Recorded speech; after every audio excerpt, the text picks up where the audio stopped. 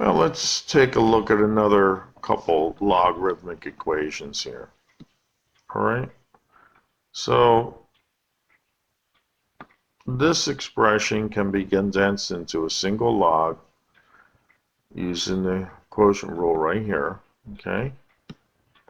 This expression can be turned into a single log using that same rule, right? Now, we could pull both things to the one side while setting the other to 0. We could now realize that we have the difference of the logs again, which would implement this rule. And be careful, because you're going to be dividing the 6x plus 5 over 3 by the 2 over x. And of course, the dividing of that will invert and multiply. So, well, it didn't do it nicely for us, so maybe that's better. You could see that that's happening.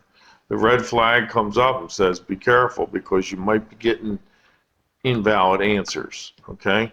So we're going to have to keep working here. We're going to lose sight of that. Maybe you wanted to jot it down, but we're just going to simplify this invert and multiply. So we're down to this expression, all right? Let's get that out of the log form by raising both to the by saying 10 to the 0 power. Okay, and then this looks like, you know, it's pretty straightforward from here. Okay, so we're going to cross multiply, and I wish that would say 6, so it does say 6 now. Okay, this seems like it's going quadratic. All right, so we're going to expand those terms out there. We're going to collect everything to one side and factor it up and see what it does. So I guess we're going to subtract 6 from both sides. Okay, and we're going to see what we can get as factors of this. So we're going to factor that guy up, and of course it factors nicely. It offers us two solutions, one of them being negative 2/3, the other being one of them being positive 2/3, the other being negative 3/2. We should end up throwing out the negative, only because we got to come back and see what our original expression was. Okay, the log of x, we could never take the log by negative, so that's going to throw out that negative solution. So we're going to clean this up and finish the get the end result here. Okay, let it finish, and it's going to say it's only going to take the positive solution. Okay, so let's take a look at another one. Let's see, find something that's a little bit more interesting here. Okay, yeah, let's look at the natural log. Okay, the natural log expression. Well, let's see. Let's collect these two into a single log, because we can. All right, so there we go with that. Again, throws up the red flag, so we'll keep that in mind. Okay.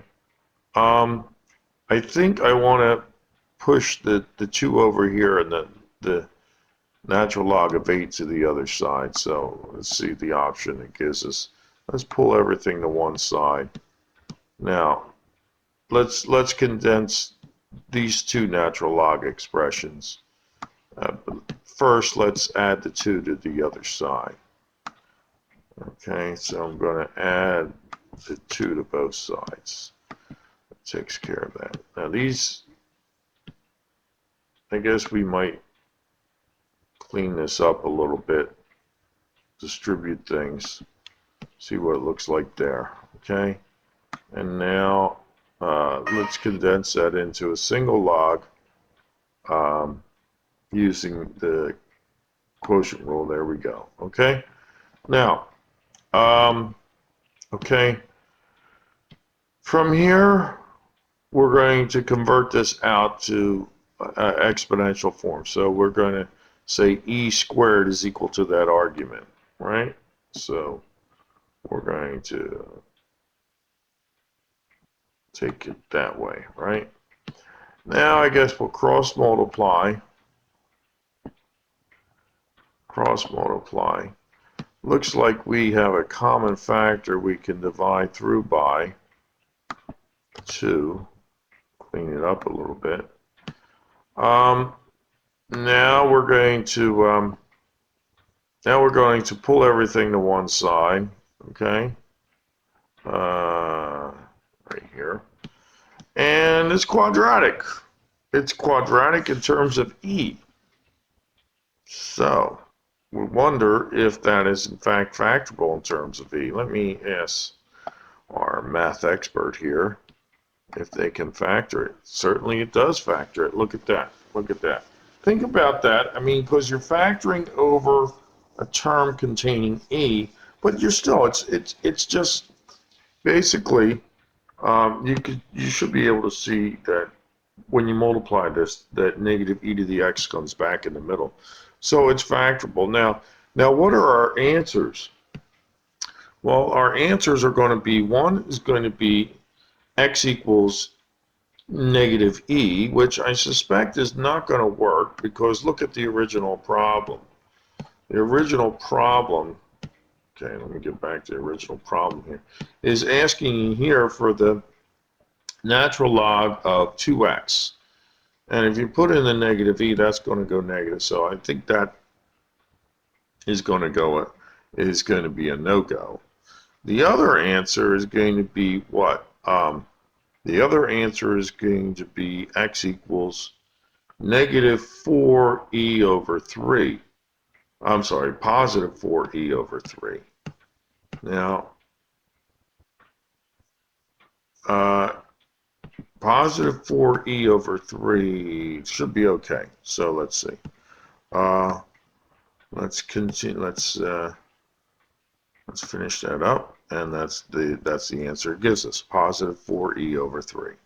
You know, what I suggest is, of course, that what you do is you copy these problems down from the beginning and work them out and see if you get the same answer as I've come up with there.